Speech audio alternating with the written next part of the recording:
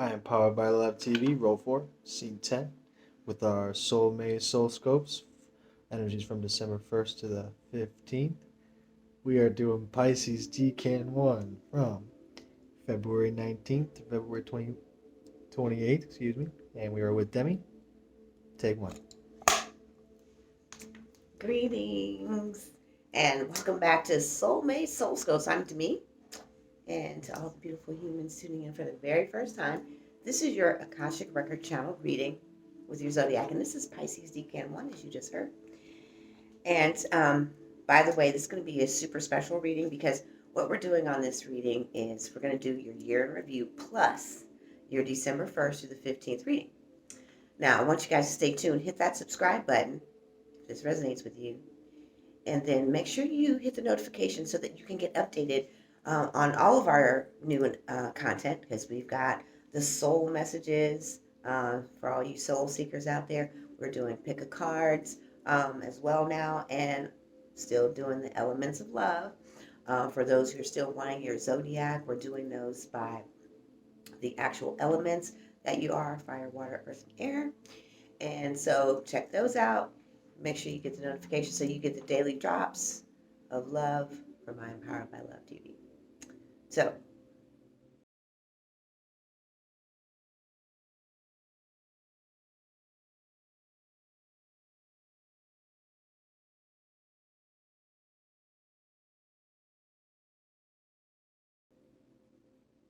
Pisces Decan 1. This was a very illuminating year. You really had to stand your ground. And so, in so doing, you started finding more confidence in your voice, your self expression, which led you to the next breadcrumb of trusting and hearing and then seeing more. So your intuitive hearing, which I don't like the word intuitive, but you understand what I'm saying. So that's why I use it.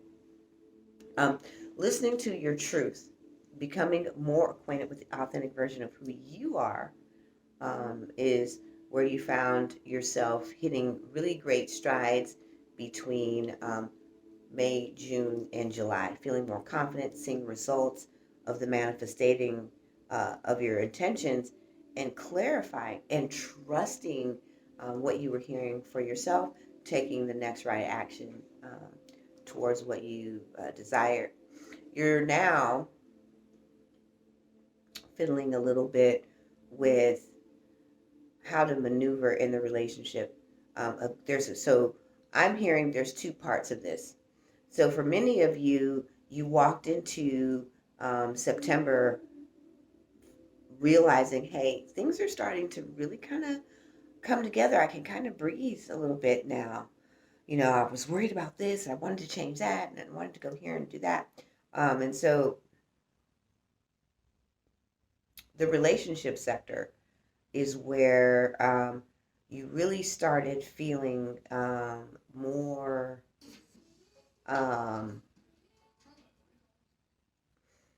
like insecure. So those insecurities, fears started coming. Um,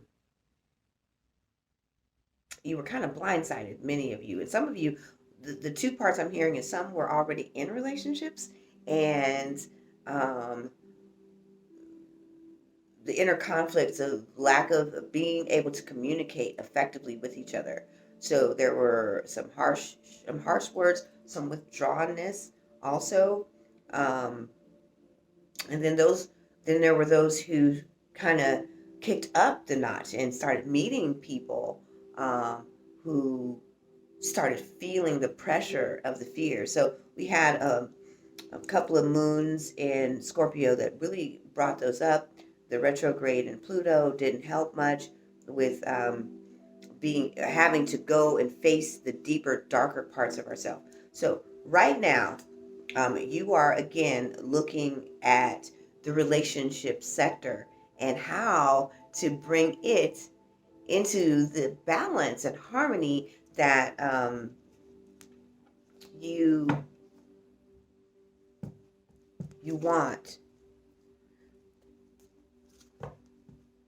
They're saying that you also want peace in this relationship. So there's some healing and some clarity that you are seeking to move it forward, because some of you are on the verge of saying, well, maybe this isn't the one, and do I stay or do I go? So we're going to be reading from the Moonology deck.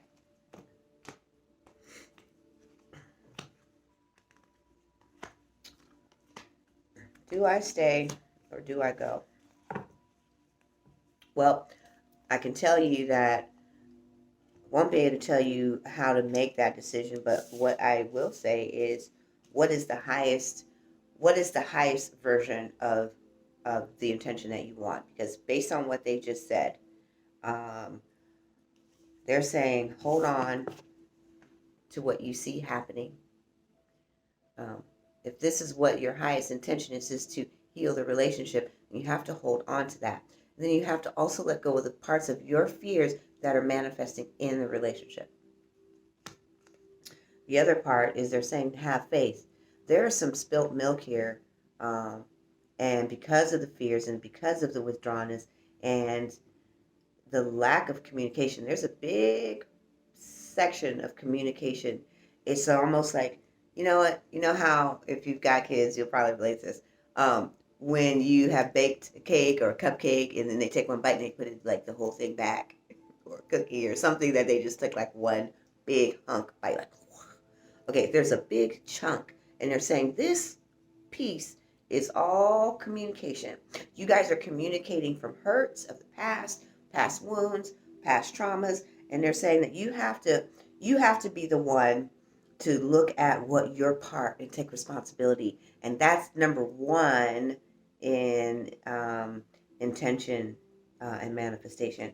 And then they're saying bring love into the situation, and how do you do that is by overcoming your own fears of do they still love me, or is their love for me, or is this going to work? You have to be the bringer of the love. So, and with that being said, they said be bold and make the first move. So you have to bring clarity first. You can't make a move when you don't know what it is you really want. Some of you are going back and forth. There's an internal conflict happening here, a deep one, as a matter of fact. So deeply so that they're saying that they're going to put a pause on it. Meaning that until you come to clarity, you're going to sit right in this seesaw back and forthness until you make a decision, so that you're at a standstill, basically. You're just going to be going back and forth. Should I stay? Should I go? Do they love me? Does he or she love me? Is this going to work out? You're just tossing back and forth a bunch of ego-based, hurt-based, wounded-based thoughts and concepts of how to protect yourself, how to run away from, how to avoid the self. So we're going to clarify here with your guides and masters, because all of this that you're dancing around will either still manifest in the next relationship, because your fears don't go anywhere, they follow you, and then you just manifest the person who helps bring those out, what we call push buttons. They ain't push my buttons. Yeah, they're tap dancing on your nerves, because that's the one that's the wounded. So to get past it is to face it, to acknowledge that, I've been hurt before. And these are the types of communications that you need to have with yourself. Are you ready to let that, does it still serve you? Does protecting yourself and guarding yourself, it's a big theme in the Decantus. Yep, inner strength. You're going to have to look and face those fears square on and ask yourself, is this worth it? Is this the person that could really make me happy? And I'm, withholding and afraid to move forward. And is there too much spilt milk? You have to determine that, and you do that by facing your fears. So we're going to look at the soul. This was the Keepers of the Light deck. This is the Sacred Power deck. And you've already seen your confidence, your self-esteem rise as you started trusting yourself to make financial decisions, business decisions, career decisions, finding your truth and authentic self. But this is the one last thread that's still unraveled. Balance your energy. So this is all about the seesaw, bringing balance to the heart and mind by facing your fears, moving it forward by letting those fears go, standing on your own inner strength here, and listening and trusting, just like you did for all of the other decisions that you made throughout the year. Find that strength and balance so that you can actually move the relationship and yourself forward, because right now you're stuck and we want to get you unstuck. So I want you to stay tuned for this was the year review plus your December 1st to the 15th reading of what you're going to be experiencing emotionally, mentally, as well as how to make the clear choices to move your life ahead. But stay tuned for the 15th to the 31st, because we're going to be doing the 2021 predictions. Don't forget, if this resonates with you, hit your subscribe and that notification bell. That way you can keep up with us and all of the content. Those little bitty drops of love from right here at I Am Powered by Love TV, and I'm Demi. And if this is you, I do want to invite you to our Revive Your Relationship with Self-Love. This isn't about fixing your relationship. This is about reconnecting to the love of self, the place where you can be confident, learn how to communicate from a heart-centered disposition, as well as embrace and let go of the old stories that you've been telling yourself. The unworthiness, I'm not lovable, no one's ever going to be there for me, I don't trust anyone.